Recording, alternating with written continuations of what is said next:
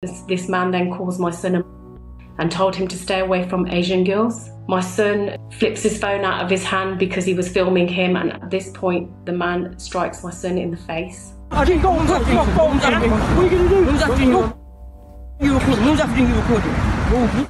My name's Narinder. I'm going to be talking a little bit about my life journey with you all. I was born in the UK. I'm born to a Sikh family. My dad originates from India. My mum originates from Malaysia, her family. I did encounter racism growing up as a young Indian girl, often told to go back to your own country.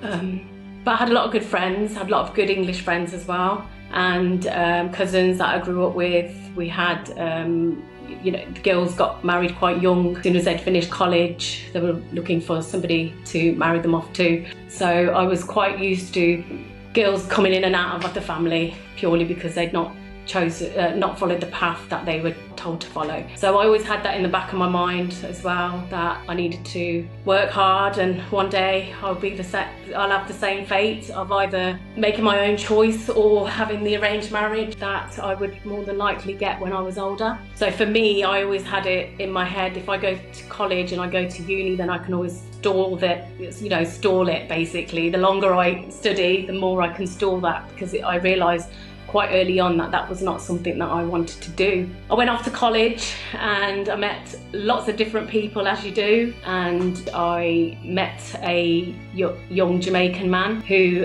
is British born, and I started an interracial relationship with him. So I fell in love. It was scary for me because I knew that was something that was going against my culture, my community, against what my parents' wishes would be. So I tried my best not to go there, but love is love. Love doesn't have a colour. So I continued my relationship with him. I'd be lying to my parents that I was somewhere, but actually I was over there with him. We were inseparable. Spoke to my siblings about my relationship and they both supported me. We decided that I would get married last, wait for them to get married, and then hopefully mum and dad will be okay with me having a relationship with him. And then 5 years into the relationship, I told my parents. My brother stood beside me and my sister stood beside me. Was met with silence, and then I carried on secretly living with him again, just lying really that I'm here, but actually I was there. It got to 9 years into the relationship and then I had an ectopic pregnancy. So again, at that point in my life, I decided that I would have kept it. But unfortunately, that wasn't what was meant to happen. Not long after that, my sister came to see me and she told me that she was 5 months pregnant. So she'd met an African man and started a relationship, and there was no turning back now. We had to face my parents yet again, and this time it was the fear of, this is it, that we're definitely going to get disowned now. So after that, telling our parents, really difficult thing to do, especially my dad. My parents actually embraced us and accepted it, and accepted my relationship as well with my partner at the time. So for 10 years, it took me 10 years to finally be with the man that I wanted to be with, live the life that I wanted and I dreamed of and I was working hard to live. I could live my life freely, and I had my son. Things were good. We were living together anyway, so I moved in with his family at that time, had my son, and then just under 2 years later, I had my daughter. And again, I felt so blessed that I was living a life that I had wanted to live. I was happy with the person that I wanted to be with. I had my children, I had my family, I had his family, I had a really good life. And it didn't matter how long I had to wait, to me, it was worth it. And then when my daughter was 8 weeks old, I found a message on his phone, and the message said, "I miss our cosy chats in bed." From that point, I'd entered a whole different world, a world I didn't understand.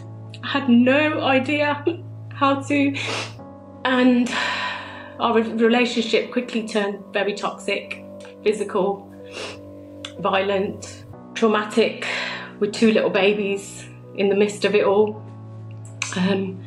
He'd be telling me lies, denying it, and I just wanted the truth. I felt humiliated. I felt like I'd let my family down, I'd let myself down, and I'd let my children down. And I felt like if I stayed with him, I would be living the arranged marriage that I was always running away from. And I just felt like there was no way out. Who was going to come and help me? I'd made my own choice in life. My parents had moved to Malaysia during this time, so I didn't even have them. And I was scared again. The fear came back, the anxiety that they're going to disown me. And then I started having suicidal thoughts. I just didn't want to live anymore. I didn't know how to live. I didn't know how to be a mom to my children. I was in a really dark place. And one day I decided that I couldn't take it anymore. And we'd had another fight, so he wasn't there. And I put my kids to bed. And then I went downstairs and I picked up a knife. And I sat in the garden. And I decided that that was it. I was going to end it. I couldn't do this anymore. I wasn't eating. I wasn't sleeping. I started smoking again. I started drinking in the evenings. I was just trying to figure a way out. I felt like I was in jail, but I'd put myself there. Only I could go out that front door, get a bit of fresh air, but I had to come back here in this environment. And just at the point at where I was ready to do it, my son called my name. He shouted, "Mummy." He'd woken up out of his sleep. And in that instant, I just dropped the knife, ran in the house, and I just grabbed him and I just put him back to bed. And I realised, what am I doing? What would have happened to my kids if I had done that? So I started to think about how I was going to leave.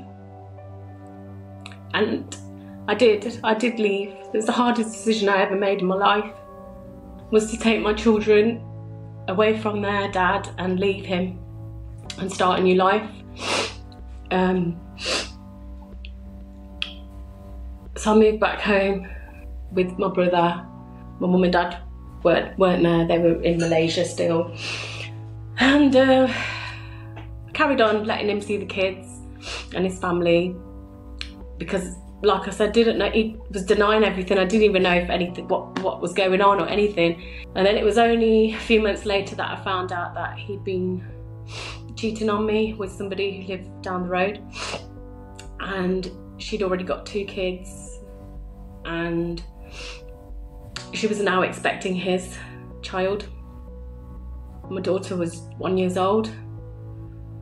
She was an English lady. And things weren't good between us, very toxic still. And I just knew that I had to find some kind of solution. I didn't want my children to be brought up in a broken home. So first thing I did was I left and I moved away for a little while. So I moved away because I knew that I needed to find myself and focus on my children, that they were the ones that mattered and that they needed me. And it got to a point where my parents came back from Malaysia to see me, because I'd flown over to tell them with the children what had happened. And again, I was fearful they were going to disown me, but they did the total opposite. They embraced me and they told me that they were stood right beside me and that I wasn't on my own. And it felt like a big cloud had been lifted away from me and a little bit of light was coming through.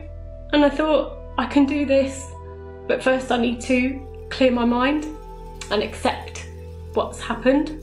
So they came to see me and they said to me, in Punjabi my dad says, "Jad koi banda sharminda hunda, unu hor sharminda nahi karida." That basically means when somebody has been humiliated and they know they've done wrong, we don't humiliate them anymore. So my children's father is actually a really, really good man, and he wanted his children in his life. He wanted his family to be a part of their life. My children came from dual heritage background. So for me, growing up, identity was a big thing anyway, being brought up in the UK. I knew that it was going to be a bigger struggle for my children because they came from the Asian and the Black community. And I came back home and I started a new journey where I knew I was going to be hurting and healing at the same time, and letting him see the children and then be a part of his life. And he did a wonderful job of showing them unconditional love. I let them meet their siblings, so their sister, he had a little girl, two older brothers, she's got two sons as well, and so there were 5 children involved here, and they all came from different diverse backgrounds. And for me, I always wanted my children to be raised in a good family, and regardless of what happened, we were good families, we are good people, they are good people. So the 5 children, they're raised as brothers and sisters from when they were very young. They get on very well. Yes, we have ups and downs as we do in families, and I can courageously sit here and say that we're not raising them in a broken home, we raise them in a blended family. My children have grandparents who are white, black and brown, and they love them the same. You know, we all have a common interest, and that is the children, giving them unconditional love, and that's what we do. We work together as a team, regardless of our differences, regardless of our backgrounds. Growing up, I was just always trying to bridge the 2 communities together, and when this happened, I realised, well, actually I can bring all communities together through these 5 beautiful children. So during that time, I was focusing on myself. So I did a lot of self-care, spent a lot of time studying, qualified as a teacher. I work in SEN schools now, teaching children who have autism spectrum conditions and social, emotional and mental health needs. I'm very fortunate to work with some very compassionate people as well. I then realised I had other battles to fight, and that was racism. So at the age of 4 years old, my daughter took her to the Sikh temple to learn to read and write Punjabi. My son was already attending, he was 6. And I put my daughter in the car and she said to me, "Mummy, I can't learn Punjabi." I said, "Why? Why can't you learn Punjabi?" And she said, "Because I'm black." I said, who said that to you? And she described her Punjabi teacher to me, who was a baptised Sikh, and told me that the lady had said that to her, that she couldn't learn Punjabi because she was black. At this point, I realised that I had other battles to fight. My children, because of their black background, have been discriminated against, racially and physically assaulted. So last year, my son and his friends had finished school for the day, summer holidays. They'd crossed over the road, they were in their uniforms. My daughter was there too. There was a group of kids, some of them had gone over to the shop. My son and his friends had decided to hang around just outside the shop, and they were approached by a Sikh man who came over with his phone and started filming one of the Asian girls that was in the crowd and asking her what her religion was, whether she was Sikh, whether she was Punjabi. The children were obviously scared. They wouldn't tell him her name, and my son was standing next to the young girl, and the man then asked my son what her name was. My son refused to tell him. This man then calls my son and told him to stay away from Asian girls. My son flips his phone out of his hand because he was filming him and tells him to stop recording. At this point, the man strikes my son in the face. I didn't go and touch my phone. What are you going to do? Who's after you? You recording? Who's after you recording? Come on, man. Touch my phone. You be racist, man. No, what did you see? The group of children that were together came from all different faiths. There was an African boy there. The young girl was actually mixed race, white and Sikh background. You've got my children that come from mixed background. There's a young Muslim girl there as well. And after the incident, my son and the other young man walked the girls home to make sure that they were safe before they phoned us. I reported it to the police, and the police dropped it, closed the case. They didn't interview all the children. They invited him for a voluntary interview, which he turned up to 4 months later and said he didn't do anything, and that was it. Now, I'm pretty sure I can wholeheartedly say that if that was a black man, I'm 99.9% sure that they wouldn't have invited him in for a voluntary interview, and that the community would have had a lot more to say about it. Now, if my children had done anything wrong, those that know me and know their father will know that we would correct them. We teach them from right to wrong. If they'd have done anything, if they'd caused anybody any harm, loss or injury, we would have made sure there would have been an apology and we would have done something about it. The police didn't give me any kind of information about why he approached them. Did the children do something wrong? There was absolutely nothing, no indication as to why this happened, why my son was called. I don't think they realise the trauma that this causes a child. We as adults still carry this trauma. We send our children to school for an education. I go to work and teach other people's children, yet here I am having to deal with racist people. After they closed the case, I was contacted by a parent who had seen the video footage and had contacted me with their son, who had been another victim of this man. This man had pulled a knife out on this young child and threatened to stab him in the Gurdwara. I spoke to this young boy. He's a mixed race Sikh boy, comes from a white mother and a Sikh father. Again, one thing these children all have in common is that they come from vulnerable households. I've just told you my story about my children being brought up in trauma. And we're working very hard as blended families to raise them the best we can. This young boy also comes from trauma, and he'd gone to the Gurdwara on his birthday, and that is what happened to him. And he's also vulnerable because he's an autistic child as well. So there seems to be some common denominator here where certain groups of people are going around attacking young vulnerable children based on their background, based on who their parents are, what cultures, what heritage they come from. Something that they cannot control. Nobody can control where we're born into in this society. Where is the justice for these children? If the police can't help us, then who are we supposed to go to for help? Who's going to support my children? Not just my children, everybody's child. This is not one day, it might be me today, but it might be you tomorrow. Children are committing suicide at such a young age in this country and in America, all over the world. Children are dying right now in this very moment. Innocent children. Why? Because this world has created borders for them. Borders that don't even exist. We need to step up. We need to protect the kids. We need to speak up. As hard as it can be, we're their voices. Being a teacher and working in education for 20 years, I still suffer with racism. I still get called a Paki. I get called the N name. But I still walk in there and I still teach those kids. Because it's my duty to teach those children. They're not just your children. When they're in front of me and they're in my care, they're my children too. We need to start sharing our stories. We need to start being brave. I know it's hard. I know, believe me, I know it's hard. But if we don't share them, we're not going to be able to find solutions. When I was young, I didn't know I'd be sitting here talking about race. I didn't even think I'd see homeless people on the street with all the funds that we give to charity. Yet there's more people living on the streets than there ever was. Do we want our children there too? What racism does to a child is it breaks down their spirit. Slowly, it breaks them down. It normalizes it for them. They think it's normal. It's not okay. And it's not normal. There is so many people against the black community and I have no idea why. If somebody's wronged you, they've wronged you. It's not because it was the colour of their skin that wronged you. It was their actions. Yes, where they came from would have had an impact. That's the system. The system has been created and designed for that. Some of us get a better handout in life, others don't. Those of you that are sitting at home all comfortable, you're the ones that need to stand up and step up and help the ones that didn't get that privilege. I'm not here to spread hate.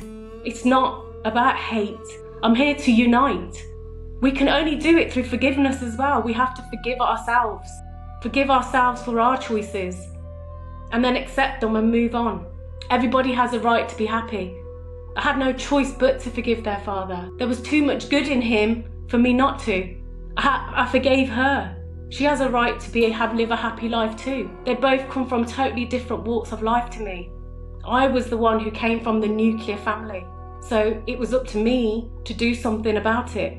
I could have been that bitter woman, but that's not me. So I decided to write my own book about my life journey And this book, I self-published it 2 years ago. There's a picture of me, my son and my daughter. As you can see, we all have different shades of skin, the three of us. But before anything, I'm a mother and these are my children. Their complexion is unique and it's beautiful and they embrace it. I teach my children to embrace who they are. Every child needs to be brought up like that. Let them love themselves for who they are. So I wrote about my journey, if you want to read any more, and it is very raw, I'm not going to lie, I'm being very transparent, and all the funds that I get from the book, they go to help the next generation of children, supporting them in their education, even just sending food for them. That's in this day and age, we're having to send food to children because they're hungry. So if you want to support, that's the book. It's called Aki and Roddy. I've also set myself up as a multicultural family coach, and I've been honoured to be partnered with the first multicultural platform. It's an online portal for multicultural families and it's multilinguistic as well, and it's called Someone to Talk To. I created a course called the Bridging Cultures Challenge, which helps families build stronger family bonds. I delivered that this summer to a exclusive group called the Multicultural Family of Oneness with like-minded individuals. We're there to support one another, share our stories, talk about our past, talk about trauma, what triggers us and how to move forward, and how to help support our children as well. And also to understand our elders, where our elders come from and why they made their choices as well in life. There's so many of us that can relate, and this has got nothing to do with our skin tone. It's just going to be family life here in the UK. Anybody thinks racism doesn't exist in the UK, that's a lie. You know, just step outside, the looks that you get. You can walk into a shop and people will be staring at you. I could go to the Sikh temple and my kids get stared at constantly, and so do I, because I don't look a certain way. So those of you that resonate with me, just know that there are individuals out there that can support you and that you're not alone in this journey of life. We need to come together collectively as one. If we're going to really have an impact and make a difference, it has to be a collective effort. You can reach out, you know where I am, got platforms open on social media, I'm not going to go anywhere, and I hope that my story can give some solace to anybody that's listening, that we can forgive, we can move forward, we can accept, and we're not broken families. We need to start changing that word. We're blended families. How beautiful is that? We are blended families.